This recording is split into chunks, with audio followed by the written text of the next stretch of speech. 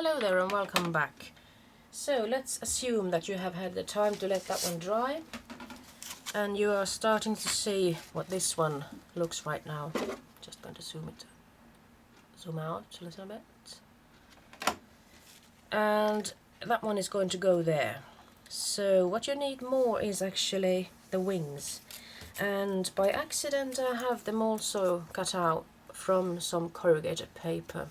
You might as well, of course, use just some regular paper and run them through a texture folder if you feel like it. So, I'm sorry, this one actually goes here. Well, I have some work to do with this one. What I have done with this one, I'll actually show it to you like this.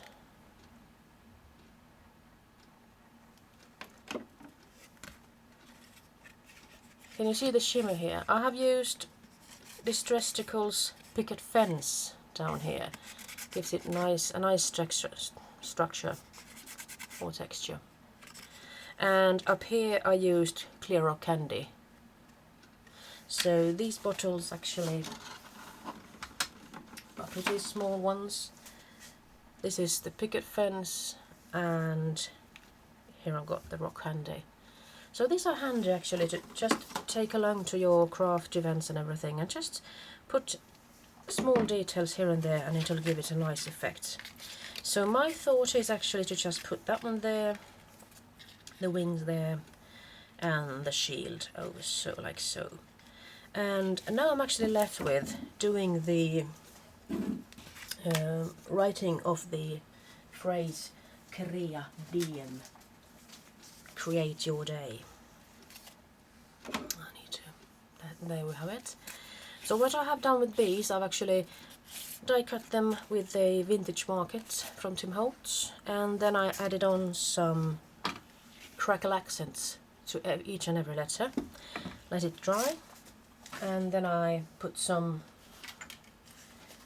double-sided foam tape, double adhesive foam tape.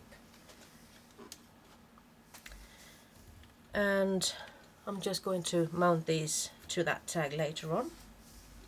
I have also stamped the word crea.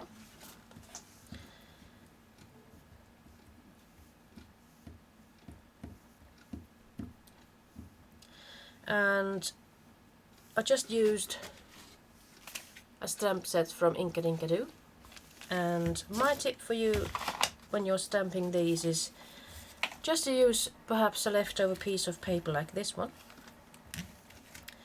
And I'm just going to find my ink pad. It seems like I'm just a little bit too close now. So I just take the C and I put it in the corner of this paper. Just give it a push from the top and down. I'm not going to wiggle that stamp or anything like that. So the next letter is R, and I just go alongside with that line, the bottom line there actually, and just stamp it and push it down like that. Just give it a nice soft push really, and then to finish it off, the letter A. And just to make things simpler for me, I actually just cut it starting with the A. I'm cutting it up like so, and cutting between the A, E and A, the R and E, and the C and R. And if I feel like there's too much on the outside of that C, I'm just cutting that snip away as well. And then I'm just doing the final cut like so. So I know that I'll actually be as tall. And to finish these ones off, I'm actually going to use the leftover colour in one of my ink blending tools. I mean, there's always plenty of colour. So you can actually start by making those a little bit darker around the edges. And if, of course, the colour would run out, you could dip it once in the ink pad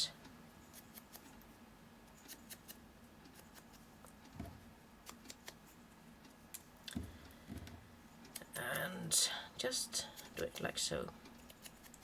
And then of course you could put that double-sided foam tape there. And I usually use a roll like this, and then I cut off a snip. And actually, when it comes to letters like these, just divide it by 2 first, and then I just cut twice, and then I get the perfect size, or just the right amount of tape for them. Just put them like so. Easy peasy working here, really.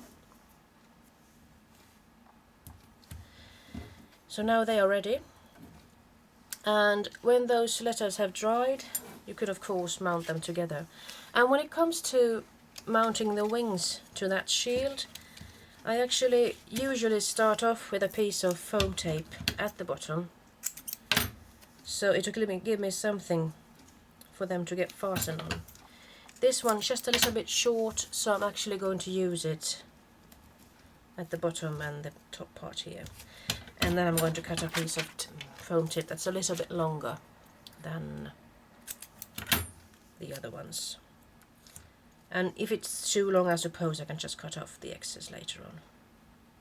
Or I could just leave it, because the wings are probably going to cover them anyway. Well, it's not going to be that nice with a piece of tape showing there, is there? So I'm just cutting it away. But the same thing with that one. I'm sorry you can't see me properly. Working too far down here. And I'm taking away that part of the tape, and I'm going to mount these wings. And I'm actually just using the tips of the wings to glue these together like so. Because I want as much as possible of the wings to show on the other side. And I do like that they...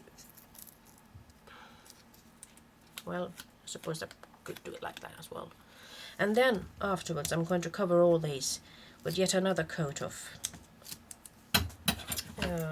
double-sided foam tape, just to secure them and give them something to get fastened by. So I'm just going to cut 2 strips of double-sided foam tape here and put them all over those wings and everything. So now I'm actually ready to get these glued down.